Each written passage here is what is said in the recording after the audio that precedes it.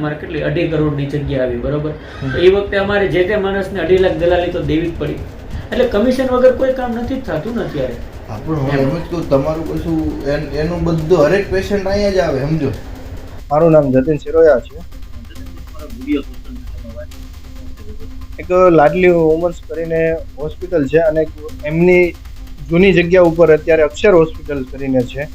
આ બંને હોસ્પિટલ મળીને એકાબીજા કમિશનનો ખેલ કરીને જ્યારે લોકો ત્યાં પૂરી આશાથી અને લાગણીથી જાય છે તો એમની આરે એવી છેડછાડ કરે છે કે જે એક જગ્યાએ બાળકનો જન્મ થાય છે ત્યાંથી એવું કહે છે કે ભાઈ આ ડૉક્ટર છે, તમને સારું લાગે તો આ બાજુની હોસ્પિટલ છે, ત્યાં 24 કલાકના નામે 7-7 દિવસ 8-8 દિવસ રાખે છે અને પૈસા પડાવી લે છે.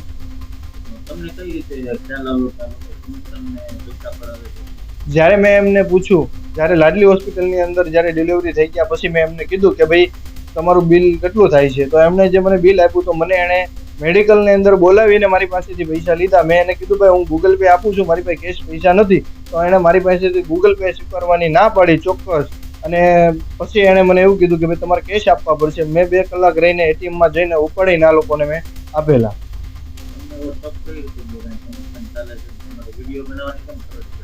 જ્યારે મેં આ બધી વસ્તુ જોઈ, ઓબ્ઝર્વ કરી, પહેલા મને એવું કીધું બાળકને કોઈ પ્રોબ્લેમ નથી અને ત્યારબાદ મને એવું કહે છે કે ભાઈ બાળકને પ્રોબ્લેમ છે, રાખવો પડશે.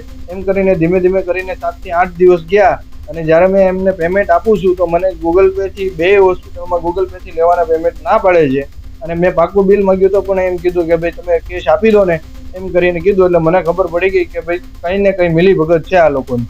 એટલે મેં જ્યારે પેમેન્ટ આપવા ટાઈમે જ્યારે ડૉક્ટરને લાસ્ટ ટાઈમ મળ્યો ત્યારે મેં એમને પૂછ્યું ભાઈ કઈ રીતનું છે, પેમેન્ટમાં કંઈ ડિસ્કાઉન્ટ થશે? ત્યારે ડૉક્ટર એમ મને કહે છે કે મેં એમને પૂછ્યું, મેં કીધું સાહેબ તમારે કંઈ કમિશન આપવું પડે છે પેલી હોસ્પિટલમાં? એટલે એણે એવું કીધું મને ભાઈ કમિશન વગર કંઈ થતું નથી અત્યારે. આ બાબતે મેં એમને રજૂઆત કરી અને મેં એને કીધું કે સાહેબ તમે જે આ જે ખરેખર કરો છો, આ એક અમારી બાળક સાથે લાગણી હોય, આ લાગણી સાથે તમે છેડછાડ નહીં કરો, આ વસ્તુ ખોટી કહેવાય છે. એટલે સાહેબ કહે કે ભાઈ એવું ના હોય, એમ કરીને હું ત્યાંથી રજા લીધી અને નીકળ્યો.